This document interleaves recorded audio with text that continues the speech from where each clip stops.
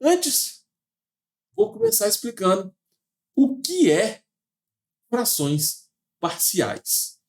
Bom, frações parciais ocorrem quando você tem uma divisão entre dois polinômios.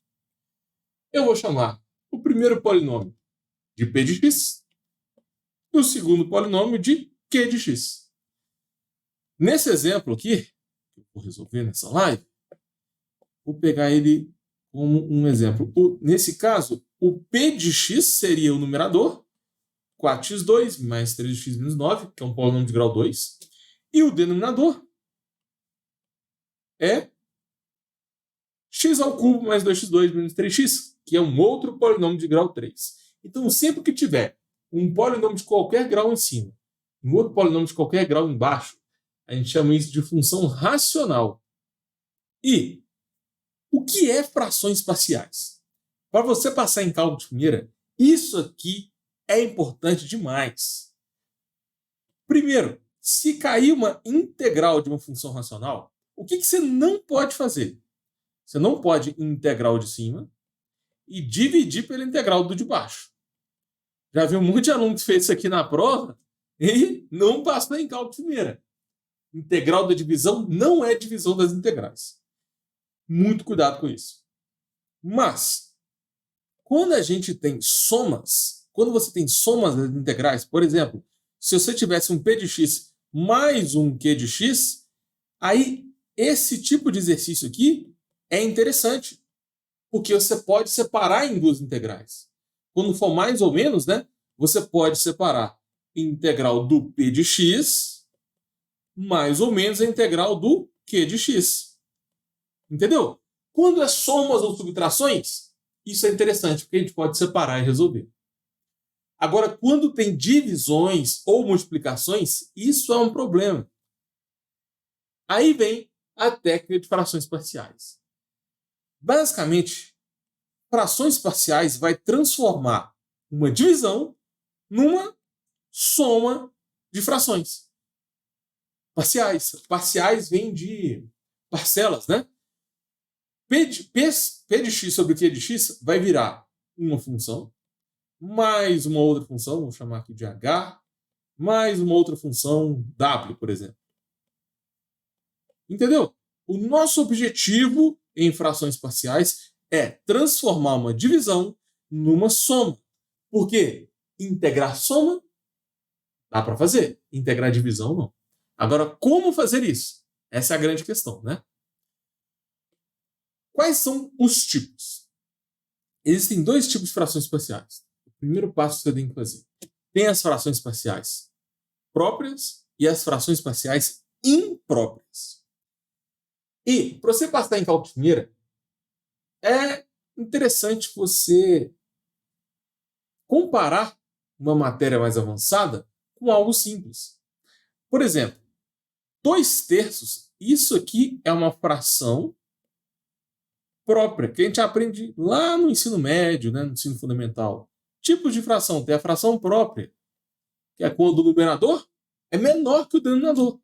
E tem a fração imprópria. Vou pôr um outro exemplo aqui, que é quando o numerador é maior ou igual ao denominador. Aí você tem uma fração imprópria. Provavelmente vocês não lembram disso, né? Porque essa é uma matéria que a gente estuda lá atrás. Mas isso aqui é bem básico. Vamos supor que você lembrou disso. Numerador menor que o denominador, fração própria.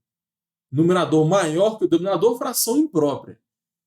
Isso aqui é nível menina, nível menino. Ok? Só que quando você chega na faculdade, aí você tem que crescer. Você vira um homem, você vira uma mulher. Não é fraçãozinha de numerador e denominador numérico. Agora vai ser frações racionais, galera. Vai ser frações racionais. Imagina agora um polinômio. Eu tenho x ao quadrado menos x mais 1 em cima. E embaixo eu tenho x menos 2. Qual é o grau do polinômio de cima? 2. Qual é o grau do polinômio de baixo? 1. Nesse caso aqui, quem é o maior grau? O grau do de cima é maior que o grau do de baixo, certo? O grau do de cima é 2, o de baixo é 1. Então, isso aqui é uma fração própria ou imprópria? Claro que vai ser uma fração imprópria, porque o grau do de cima é maior que o de baixo. E se for o contrário? Vamos pegar um outro exemplo aqui.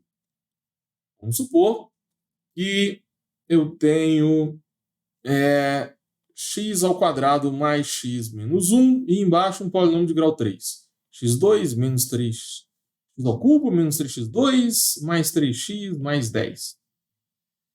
O grau do de cima é 2, o grau do de baixo é 3. O grau de um polinômio é dado pelo maior grau do polinômio, né?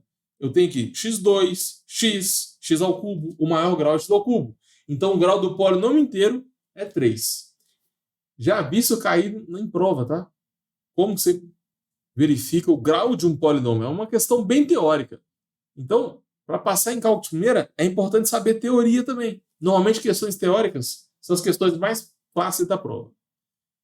Então, esse tipo de fração aqui, a gente classifica ela como uma fração própria. Por quê? O grau do de cima é menor que o grau do de baixo. Só um detalhe. Se o grau do de cima for igual ao grau do de baixo, também vai ser imprópria, tá bom? Regra geral. Se o grau do de cima, se o grau do p de x for maior ou igual ao grau do q de x, isso vai ser uma fração imprópria, que tem um método específico para você aplicar frações parciais. Se for o contrário, se o grau do de cima, voltei. Se o grau do de cima for menor que o de baixo, aí a gente tem uma fração parcial própria. Beleza? Aplicar frações parciais, o primeiro passo é verificar se vai ser imprópria ou própria, porque são métodos completamente diferentes. Para você passar em cálculo de primeira, é importante você saber frações parciais, principalmente no cálculo de integrais. Só que isso aqui também cai em séries, sequências, tem várias aplicações. Equações diferenciais também tem isso aqui, aquelas transformadas de Laplace. Isso aqui, frações parciais, né, transformar uma fração numa soma de frações, isso é uma matéria de álgebra. Então, muito professor já assume que você chega na faculdade sabendo frações parciais. Aí você já viu, né? A maioria dos alunos não conhece isso, não estudou isso no colégio. E o professor normalmente passa isso na faculdade correndo, né? Porque tem muita matéria para passar.